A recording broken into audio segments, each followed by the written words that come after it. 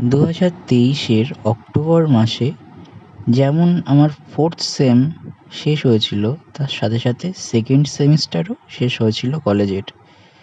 সেই সময় আমার জেনারেল সাবজেক্ট বোটানি ছিল এবং সেক্ষেত্রে আমার টিচার হিসাবে আমি বেছে নিয়েছিলাম অনিন্দিতা ম্যামকে। তো ওনার কাছেই টিউশনি পড়তাম, যার কারণে এক্সাম শেষ করে পাস করার পর টিউশন তো ছাড়তে হলোই, কারণ সেকেন্ড সেমিস্টার অবধি আমাদের বোটানির জেনারেল সাবজেক্টটা ছিল।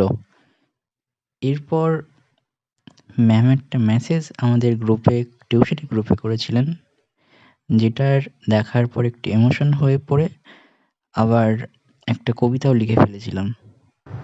1 সেপ্টেম্বর 2023 নাগাদ ওই কবিতাটা আমি লিখি এবং ম্যামকে পাঠাই একটা ভিডিওর মাধ্যমে, এবং সেই ভিডিওটা আজ 2025 সালে এসে আপনাদের সাথে শেয়ার করছি। ম্যাম প্রণাম নেবেন, আমি তনয়। তো স্ক্রিনের লেখাটা দেখে আপনি নিশ্চয়ই বুঝতে পারছেন কী বিষয়ে বলতে যাচ্ছি। তাই বলি ম্যাম, আপনার কি মনে আছে লাস্ট সেকেন্ড সেম পড়া শেষ হওয়ার পর আপনি ঠিক এই কথাটাই বলেছিলেন? আর এটা দেখার পর আমি একটু ইমোশনাল হয়ে পড়ি এবং 15 মিনিটের মধ্যেই একটা ছোট্ট করে কবিতা লিখে ফেলি। কারণটা সিম্পল, আমি নিজে যেচে আমার বোটানি টিচার হিসাবে আপনাকে যাচাই করি আমার কনসিয়াস মাইন্ডেরই কথা শুনে, এবং আমি ঠিকই ছিলাম আমার চয়েসে। বিদায়বেলায় বলেছিলাম কবিতাটা শেয়ার করব।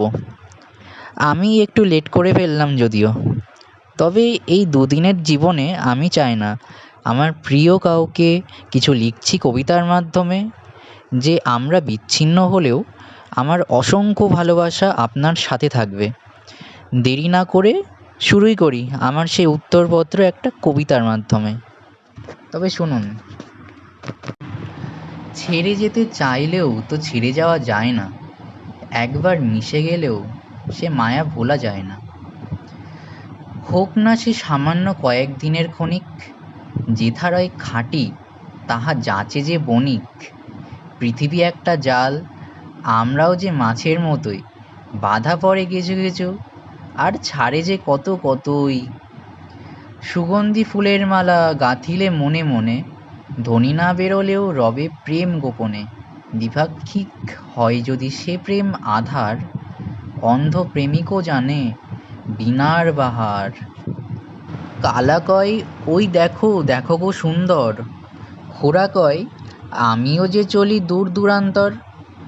অঙ্গ ছাড়িল দেহ তবু ছেড়ে যাওয়া যায় না, একবার ছেড়ে গেলেও যে মায়া ভোলা যায় না। ছেড়ে যেতে চাইলেও তো ছেড়ে যাওয়া যায় না, একবার মিশে গেলেও যে মায়া ভোলা যায় না। তো এইটুকুই ম্যাম আমার কবিতাটা ছিল, আর অসংখ্য ভালোবাসা রইল আপনার জন্য।